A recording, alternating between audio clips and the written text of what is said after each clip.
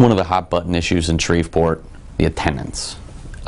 We had 27,500-ish fans at the game. How do we build that attendance up and get more people interested?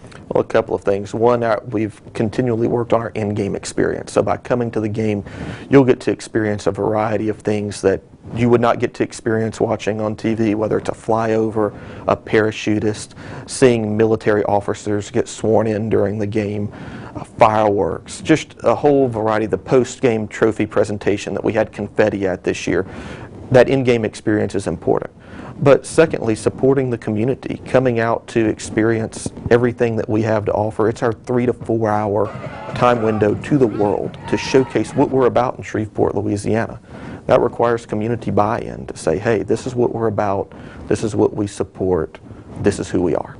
One of the things that really works in Shreveport, it seems to me, music. I know we're not getting Justin Timberlake, you know what I mean, I get that, but if we could get some like great 90s band or early 2000s band that, you know, better than Ezra, the Louisiana band, I feel like that might help. I think we're open to any ideas to make things better, because that's what we're going to do. We're going to constantly make the game better, make the experience better. And so yes, as we do our wrap-up, we look at things. We look at what we did post-game this year with post-game ice skating, the after party at Great Raft, and then we take ideas just as the one you mentioned and see, is this feasible? How can we make this work?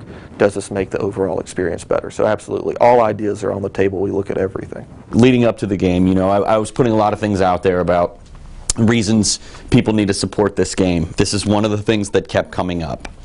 I'm not going to support that game until they get better matchups. What would you say to them?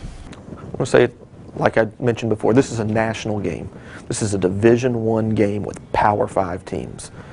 We are honored as a community to be able to host a game of that nature. We have the privilege of doing that, and a lot of other communities don't have the privilege of doing so. But I can tell you this, we want to get better. Just as those people want us to get better, we want to get better. We want to get better in selection order. We want to get better in our matchup. Until we play the national championship game here, we have something to strive for to get better. So we're looking at that. We're in the middle of those conference negotiations. I can tell you all options are on the table. We're looking at where we can get the best selection order for the best value to create the best matchup here in Shreveport. This used to be a Big 12 game, and I obviously understand why that went away at the last negotiations. To me, that's going to be one of the better conferences for this game. Like, how much have you looked into the Big 12, and is that something that you guys would strive to get them back in here? Well, I think I can tell you we've talked to everyone. All options are on the table. All of the Power Fives, the Group of 5 conferences, we've talked to everyone to see what's out there. The balance that we have to strike is creating a matchup of regional interest but national relevance. So at the end of the day, and the highest selection order. So at the end of the day, we're going to create that matchup that people are interested in here in our region, but the national TV market, it's attractive for them, and create that balance to have that matchup. It's been a long time since we've had an SEC West school in here, but this is SEC country. How do we get to where we can get those SEC West teams back in here? Well, I think you have to look at the SEC's lineup, and of course the SEC West is typically at the top of the SEC's lineup and what it takes to get there. There are a lot of politics in the bowl above us, the Birmingham Bowl. SEC's offices are housed there. They pay $1 a year rent in Birmingham. So there's some politics in play there that are a little unusual.